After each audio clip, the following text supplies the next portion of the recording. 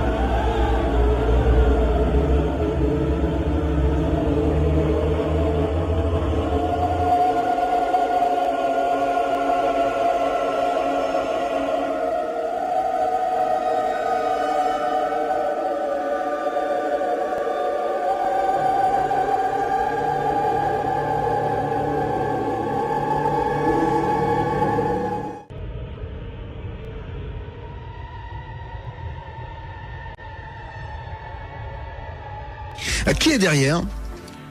Derrière la conspiration médicale ou la conspiration en général ? En général. Alors, qui est derrière ? C'est essentiellement des entités sans âme que certains qualifient de reptiliens, que d'autres qualifient de démons, d'autres encore peuvent qualifier de djinns. Ça, c'est en fonction de la religion, du langage, de la religion, de la croyance. Mais c'est essentiellement des entités interdimensionnelles qui n'ont pas d'étincelle divine, des sortes de formes d'intelligence artificielle qui nous manipulent par la peur. Mais alors, attendez, je reprends. J'essaie de comprendre, Paul. Donc, vous me dites qu'aujourd'hui, le projet Bluebeam est donc dirigé par des entités. Mais d'où elles viennent, ces entités ? C'est quoi, extraterrestres, pas extraterrestres ? Elles sont où dans l'univers ? C'est des entités qu'on peut qualifier d'extraterrestres parce qu'elles ne sont pas humaines, mais qui essentiellement vivent dans les interunivers. Les interunivers, c'est quoi ? C'est des espèces d'espaces qui sont situés à une autre fréquence que la réalité physique, qui ont d'ailleurs été documentées par une physicienne italienne, Giuliana Conforto, dont je vous recommande le livre L'univers organique. Elle a découvert ces univers parallèles, si vous voulez, par l'intermédiaire de photons, de recherche sur la lumière et tout ça. Et ces univers parallèles, il y a des univers qu'on peut appeler positifs et des univers négatifs qui sont incompatibles avec l'existence d'une vie organique, avec l'existence d'une étincelle divine. Et c'est de là d'où viennent ces entités sans âme, ces entités reptiliennes qu'on peut qualifier de démons dans le langage judéo-chrétien. On parlera justement des différentes dimensions demain, puisqu'on ouvrira le dossier avec James Carvaljan, si je ne m'abuse. Alors si je peux rajouter un mot sur ces entités. Il y a beaucoup de programmes américains qui ont mené des expériences de voyage dans le temps dans les années 40, 50, 60, 70, 80, qui ensuite sont passés de la clandestinité à la clandestinité encore plus grande à partir de 1983. C'est notamment l'expérience de Philadelphie, le programme Montauk. C'est quoi l'expérience de Philadelphie ? C'est-à-dire quand vous êtes en train de me dire que, en fait, on a réussi à voyager dans le temps et qu'on ne le sait pas. Il y a un voyage dans le temps qui est pratiqué de manière régulière par le sommet du complexe militaro-industriel, mais il y a aussi le voyage dans d'autres dimensions. Et en fait, l'expérience de Philadelphie, en 1943, ça n'avait pas été un navire qui a été transporté dans le temps, ça a été un navire qui a été transporté dans une dimension parallèle, dans la dimension des interunivers. Et les marins qui ont survécu dans ce navire, l'USS Eldridge, ont décrit des expériences absolument terribles menées par des entités qui ressemblaient à des insectes, avec des faces d'insectes et avec aussi un aspect entre reptilien et insectes. Et ces expériences terribles, c'était des expériences de type médical.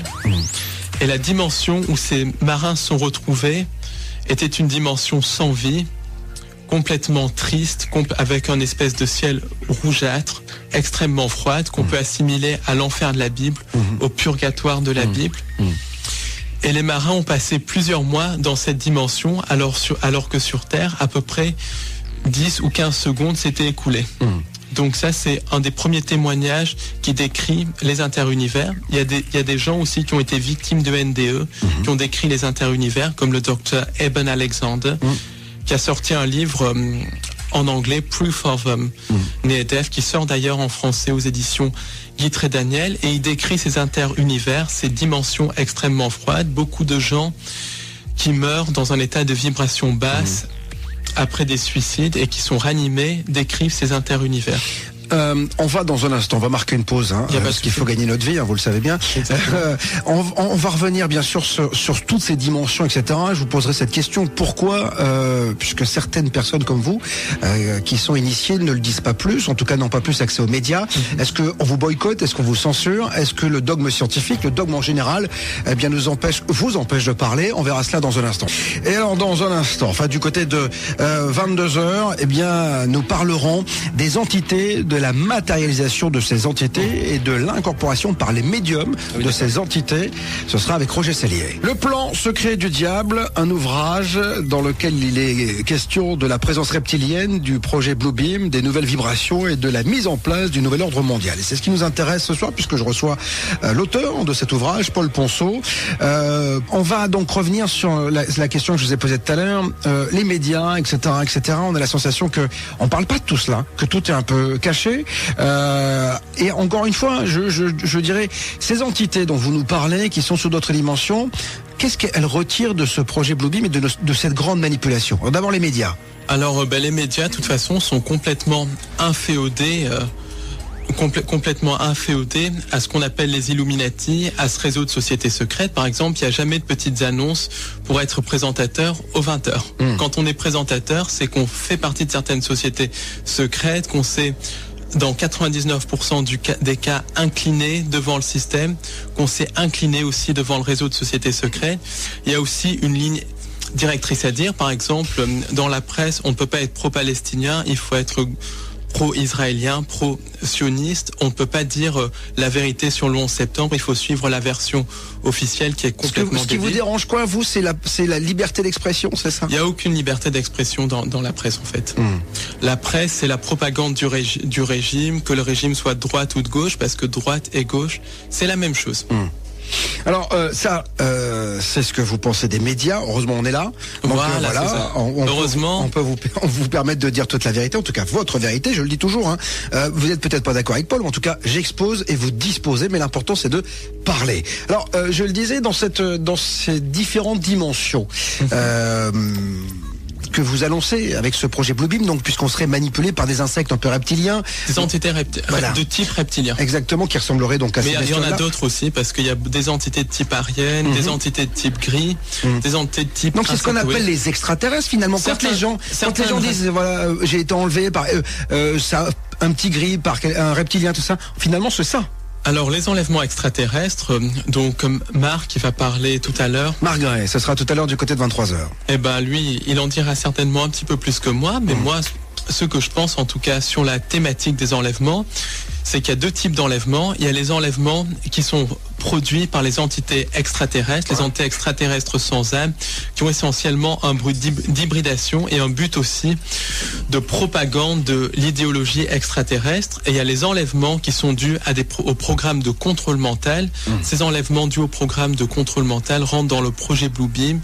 Ils sont là pour créer des alters, pour créer les grands prêtres de la nouvelle religion mondiale, qui sera basée au moins en partie sur la vénération de ces entités sans âme. Donc il y a les vrais enlèvements extraterrestres et les enlèvements qui sont dus au complexe militaro-industriel, au programme de mind control, et qui paradoxalement sont faits avec la technologie extraterrestre, puisqu'au niveau du complexe militaro-industriel, il y a une collaboration constante avec des entités extraterrestres. Alors j'ajoute que contrairement à ce que pensent beaucoup de gens du milieu New Age, et là je vais être un peu iconoclaste, les enlèvements par leur nature même ne sont pas positifs ni rien, parce que quand on commence à violer l'intimité de quelqu'un, quand on commence à agir sur l'esprit des gens, quand on commence à agir sur les couilles de la personne, il faut dire les choses telles qu'elles sont. Il y a rien de positif là-dedans, que ça soit fait par des entités extraterrestres ou par le complexe militaro-industriel, il n'y a rien de positif là-dedans. Alors Paul, le but en fait de tout cela, la finalité c'est quoi ? Parce que vous m'avez dit que ça a commencé il y a 6-7 000 ans, même bien avant. Donc c'est quoi le but ? Alors, déjà parce qu'ils ont mis du temps, parce qu'ils y sont pas arrivés finalement. Est-ce qu'on est rebelle un peu plus ? Est-ce que l'homme est finalement pas si malléable ? Globalement, si on est dans un état de vibration élevé, on on n'a aucun risque en fait, globalement, parce que les gens qui meurent sont dans un état de peur et tout ça, et moi je ne suis pas dans un état de peur quand il s'agit de transmettre cette information, je la transmettrai quel que soit le prix. Voilà. Donc quand je vous écoute, on a la sensation d'être dans Matrix, finalement. Exactement, exactement. On est dans Matrix. Alors le projet Bluebeam, pourquoi il se met en place maintenant? Pourquoi ça met autant de temps? Parce que justement, les entités sans âme ont besoin du consentement de l'humain pour manipuler les gens. Alors, pour qu'une manipulation marche, la personne manipulée doit consentir à être manipulée. Alors le consentement peut s'obtenir par le silence, qui ne dit rien consent, ou on peut leurrer les gens à consentir. Par exemple, un des modèles de consentement les plus basiques, c'est la démocratie, ou démocratie comme je l'appelle, parce que la démocratie n'existe absolument pas et n'a jamais existé. La démocratie, c'est une illusion. À chaque élection présidentielle, on donne aux gens le choix de choisir entre deux partis différents, alors que c'est deux faces d'une même pièce. Cette animation virtuelle et le son provenant de la profondeur même de l'espace. There's been a lot of buzz over the last few weeks about strange sounds being heard in the atmosphere. People around the world and here at home have reported hearing some bizarre noises. Ew.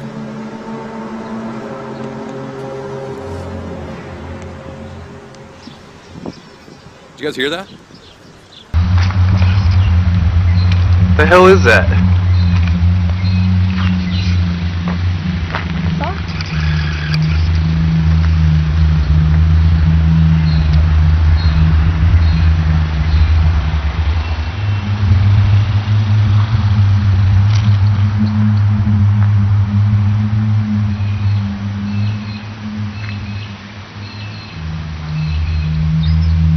Is that coming from the clouds?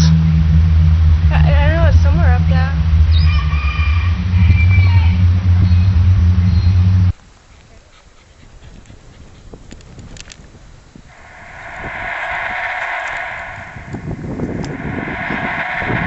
What's that noise?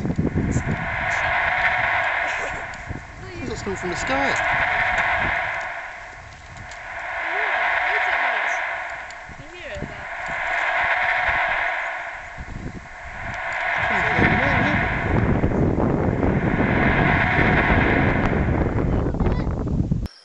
Bah c'est toi que je filme, hein, c'est pas la lune. Putain, ben, je suis pas... Oui, moi je suis dans la lune, mais quand même. Qu'est-ce que c'est? C'est quoi ce bordel?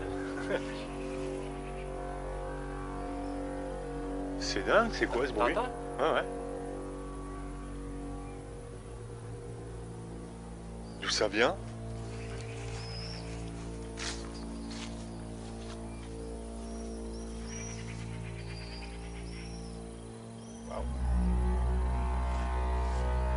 C'est incroyable ça.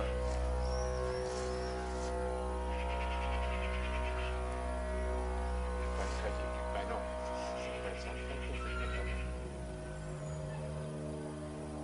Ça c'est la première fois que j'entends ça.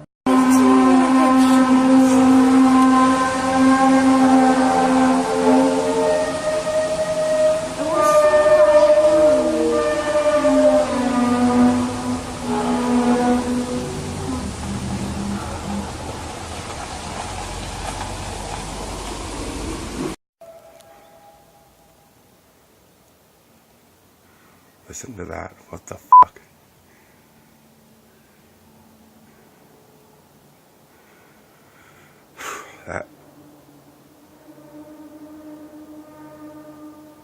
That is fucking loud.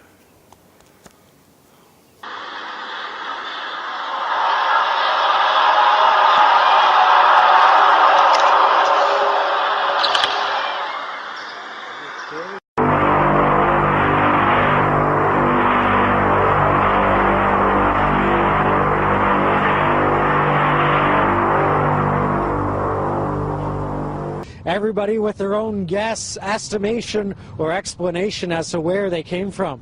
I've heard that Jesus is coming back. I've heard that it's 2012, the world is ending. This phenomenon stretched beyond North Battleford. Similar experiences were reported in Saskatoon, northern Saskatchewan, and parts of the U.S., even in Europe.